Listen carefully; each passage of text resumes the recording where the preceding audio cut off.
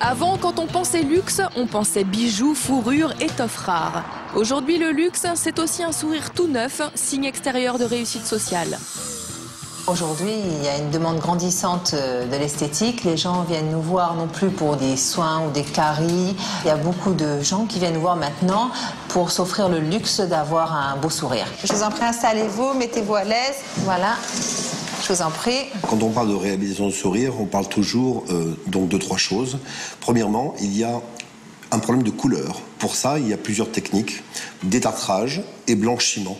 Deuxième cas de figure, restauration du sourire parce que la personne n'est pas contente de sa teinte et que le blanchiment n'arrivera pas à la satisfaire. Donc à ce moment-là, on taille une fine couche de la dent et on colle dessus une facette en céramique d'une façon définitive.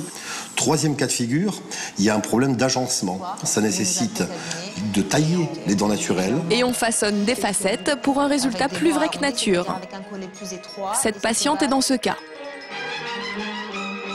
Chaque fois que je vois une photo de moi, je la déchire en général parce que, en tout cas si je souris, ou alors je souriais sans montrer mes dents.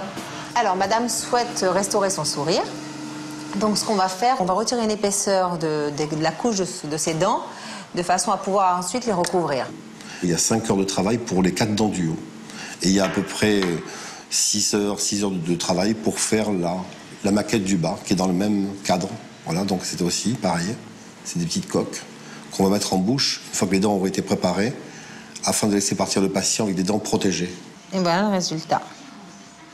On fait des facettes totalement en céramique. Il n'y a plus du tout d'infrastructure en métal et c'est parfaitement biocompatible avec la gencive. Il y a une réflexion à la lumière qui est identique à celle de l'émail.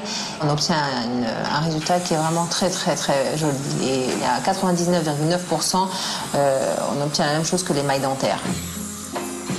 Il a volontairement été fait des proviseurs de couleur extrêmement clairs pour voir comment ce blanc lui va. Et en fonction du premier regard, on va pouvoir justement avoir une idée du projet définitif en termes de couleur. Alors, C'est trop blanc. non, Ça, voilà, oui. C'est trop blanc, donc ça brille. Mais la forme. Voilà. Au niveau de la forme, madame, est-ce que ça vous plaît, la préfiguration que vous en faites? Regardez-moi. Vous voulez un peu plus clair? Donc on va dire du 2M1.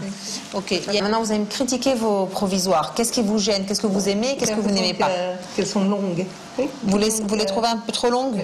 Je suis satisfaite du résultat provisoire, mais j'ai hâte de voir le résultat définitif. Le bien-être a évidemment un prix entre 750 et 950 € pour un blanchiment, de 900 à 1200 € pour des facettes. Mais c'est garanti à vie.